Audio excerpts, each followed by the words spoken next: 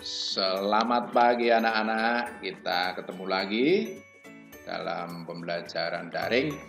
Apa kabarnya? Semoga sehat. Marilah dengan kesehatan yang kamu terima, bisa kita syukuri. Kita bersyukur pada Tuhan bahwa kita masih diberi kesehatan. Baiklah anak-anak, kita lanjutkan. Kalau pada pertemuan pertama sudah membahas tentang seni lukis, pengertian seni lukis, tujuan berkarya, aliran seni lukis. Maka pada kesempatan hari ini kita akan membahas tentang bagaimana tema seni lukis itu. Jadi seni lukis itu ada temanya, ada ide, ada pokok pikiran yang kita tuangkan dalam bentuk lukisan. Nah, tema-tema seni lukis itu bisa berupa apa saja. Yang pertama, tema seni lukis itu bisa berupa tema manusia dengan dirinya sendiri. Nah, kalau tema manusia dengan dirinya sendiri itu bentuknya seperti apa? Misalkan seorang pelukis melukis dirinya sendiri, nah itu namanya tema manusia dengan dirinya sendiri, atau sering disebut lukisan potret diri, misalkan Avandi menggambar dirinya sendiri. Ada juga tema manusia dengan manusia lain, jadi seorang seniman bisa menggunakan orang lain sebagai modelnya. Misalkan Basuki Abdullah menggambar Bapak Presiden Republik Indonesia yang pertama, Insinyur Soekarno. Nah, itu namanya manusia dengan manusia lain. Ada manusia dengan alam sekitarnya. Kita bersyukur di mana kita hidup di alam yang begitu indah. Kita itu hidup di Indonesia seperti hidup di surga, anak-anak.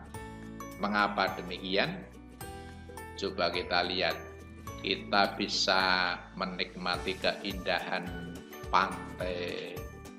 Kita bisa menikmati keindahan gunung-gunung, bukit-bukit. Kita bisa menikmati keindahan air terjun. Kita bisa menikmati keindahan alam kita ini, banyak pohon-pohon, banyak bunga dan lain sebagainya. Mungkin ada beberapa negara yang tidak memiliki hal semacam itu. Tidak setiap negara punya alam seperti Indonesia. Nah, dengan keindahan alam itu kita bisa menjadikan ide. Misalkan kita bisa melukis pemandangan, melukis pantai, melukis pegunungan, dan lain sebagainya. Ada tema manusia dengan alam benda. Di sekitar kita banyak sekali alam benda yang mempunyai nilai artistik. Misalkan di sana ada vas bunga, ada pot bunga, ada kendi, ada gelas, mungkin ada bentuk-bentuk yang kuno, misalkan ada lampu yang bentuknya sudah kuno. Nah, itu juga bisa merupakan tema untuk melukis, khususnya tema alam benda. Manusia dengan aktivitasnya. Manusia setiap hari punya aktivitas, punya kegiatan. Itu pun bisa kita jadikan untuk tema lukisan. Misalkan apa? kita lihat ke pasar.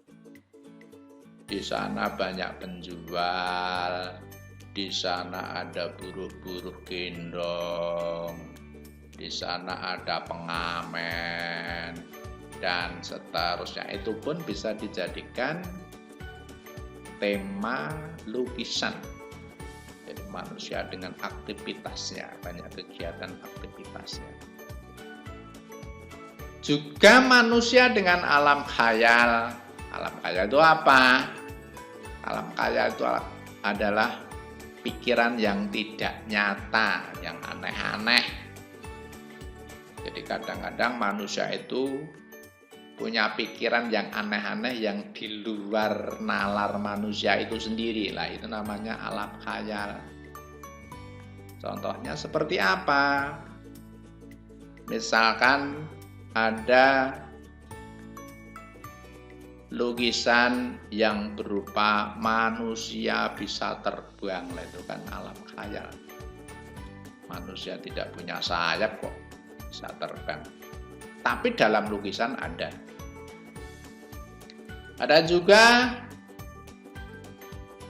manusia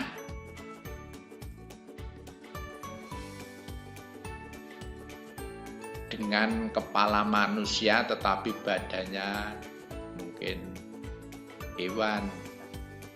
Itu adalah juga ayam khayal, tidak ada kok manusia kok badannya hewan.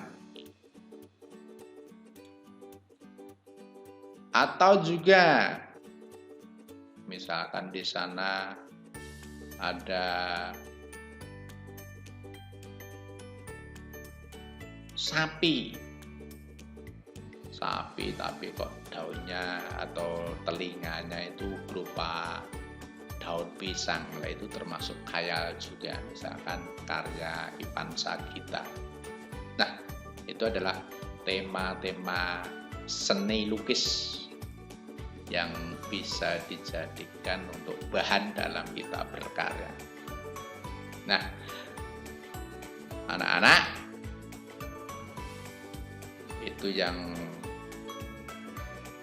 perlu saya sampaikan pada pertemuan yang kedua ini, dengan harapan nanti kamu pun bisa melukis dengan salah satu tema yang saya sebutkan tadi. Mungkin hanya itu yang bisa saya sampaikan. Saya akhiri.